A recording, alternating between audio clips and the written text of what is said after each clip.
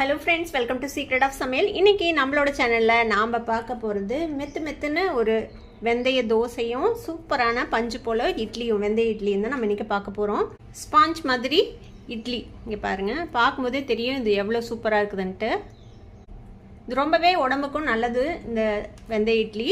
நீங்கள் உளுந்தே இல்லாமல் இந்த இட்லி செய்யலாம், சூப்பராக இருக்கும். எங்கள் ஊரில் ஞாயிற்றுக்கிழமை ஆனால் எல்லார் வீட்லேயுமே காலையில் இந்த வெந்தய இட்லியும் சிக்கன் குழம்போ மட்டன் குழம்போ கண்டிப்பாக இருக்கும்.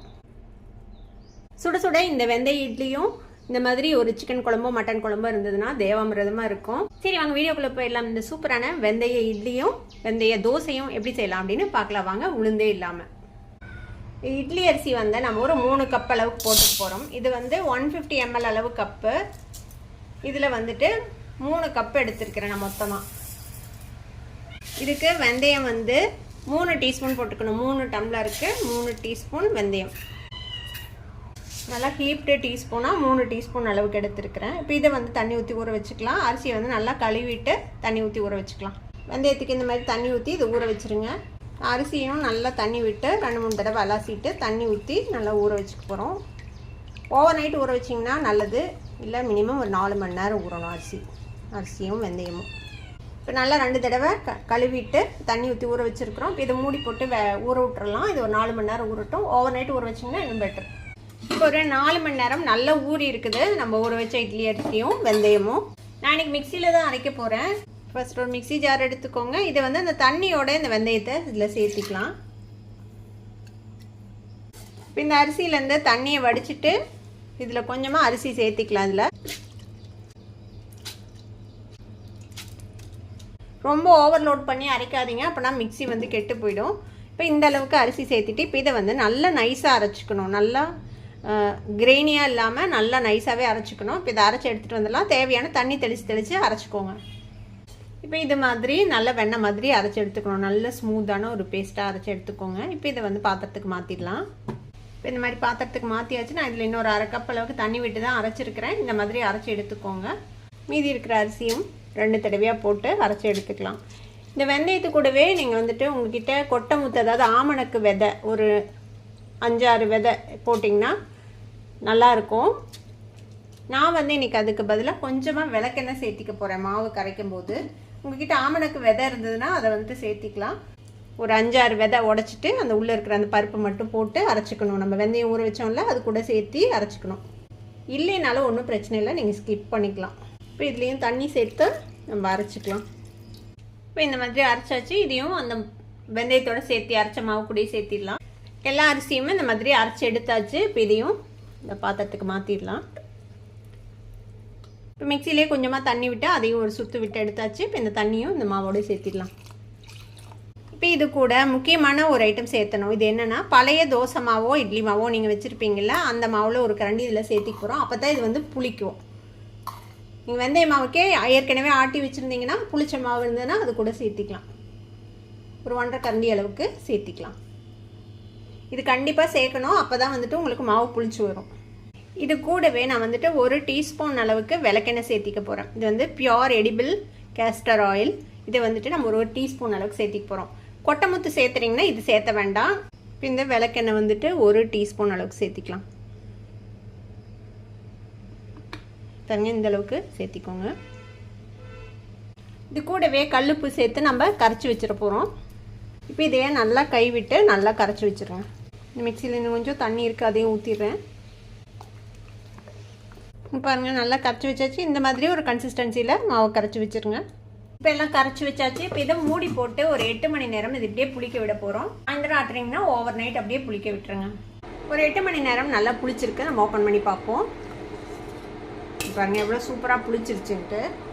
இந்த மாவு ஓரளவுக்கு நல்லா புளிச்சாதான் நல்லாயிருக்கும்.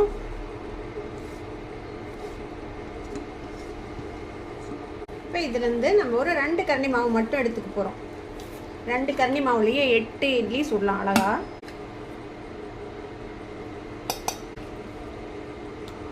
ரெண்டு கரண்டி மாவு இருந்தால் 8 இட்லிக்கு ஆகும். நான் கொஞ்சம் அதிகமாக எடுத்துருக்கிறேன். ஏன்னா நம்ம இதில் அந்த ஸ்பாஞ்ச் தோசையும் எப்படி செய்கிறது அப்படின்னு பார்க்க போகிறோம். அதனால் ஒரு கிண்ணத்தில் 2 பிஞ்ச் அளவுக்கு சோடா உப்பு சேர்த்திக்கோங்க. இதில் கொஞ்சமாக தண்ணி விட்டு இந்த சோடா உப்பு நல்லா கரைச்சிக்கலாம். கரைச்சிட்டு இந்த சோடா உப்பு தண்ணியை இந்த மாவில் ஊற்றிடுங்க. இதை வந்துட்டு நல்லா கலந்து விட்டுக்கலாம். இந்த மாவு கொஞ்சம் தண்ணியாக தான் இருக்கணும். நார்மல் இட்லி தோசை மாவை விட கொஞ்சம் தண்ணியாக இருக்கணும். இன்னும் கொஞ்சம் தண்ணி விட்டு கலந்துக்கலாம். பார்த்திங்கன்னா தெரியும், இந்தளவுக்கு தண்ணியாக நம்ம வந்துட்டு கரைச்சிருக்கோம்.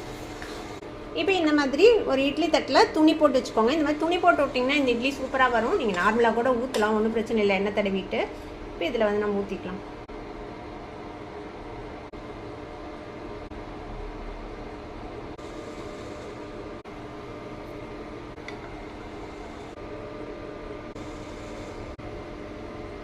இப்போ இதை வந்து இட்லி பாத்திரத்தில் வச்சு 10 நிமிஷம் வேக விட போகிறோம். இப்போ இட்லி பாத்திரத்தில் தண்ணி சுட வச்சுருக்கிறேன். இப்போ இதுக்குள்ளே வச்சு நம்ம வேக விட்டுடலாம். 10 நிமிஷம் வேகட்டும். 10 நிமிஷம் ஆச்சு. இட்லி வெந்துச்சா நம்ம செக் பண்ணி பார்ப்போம். சூப்பராக உப்பி நல்லா வெந்து வந்திருக்கு. இதுக்கு மேலே கொஞ்சமாக தண்ணி தெளிச்சிக்கலாம். தண்ணி தெளித்து எடுத்திங்கன்னா ஈஸியாக எடுக்க வரும். அதுக்காக தான் நீங்கள் அப்படியே துணியோடு எடுத்து நீங்கள் ஹாட் கேஸில் அப்படியே போட்டுடலாம்.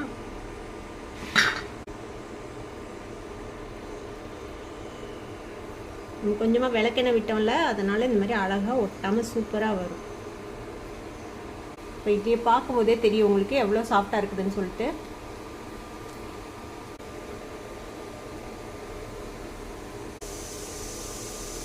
அப்படியே அழகாக சூப்பராக வரும் ஒட்டாமல்.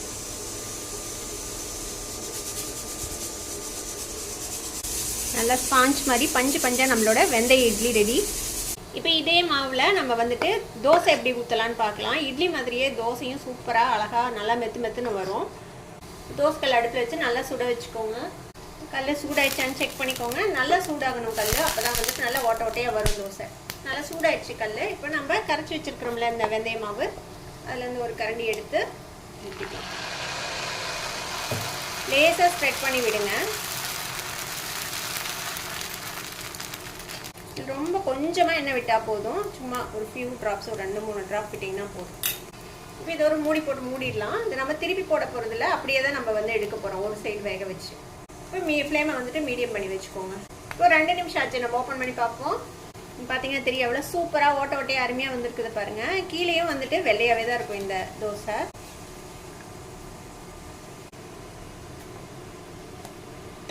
சூப்பரான நம்மளோட வெந்தய தோசை ரெடி ஆச்சுங்க பாருங்கள். கீழேயும் நல்லா வெள்ளை வெளியேன்னு தான் இருக்கும் இந்த தோசை. இப்போ இன்னொரு தோசையும் அதே மாதிரி நம்ம ஊற்றிக்கலாம். வெறும் 3 கரண்டி மாவில் உங்களுக்கு 8 இட்லி, ஒரு 2 தோசை ஊற்றலாம். 2 தோசை இல்லை, 3 தோசையே ஊற்றலாங்க பாருங்கள். இன்னும் ஒரு கரண்டி மாவு இருக்குது. மூடி வச்சிடலாம் 2 நிமிஷம். இப்போ வெந்துச்சான்னு பார்ப்போம்.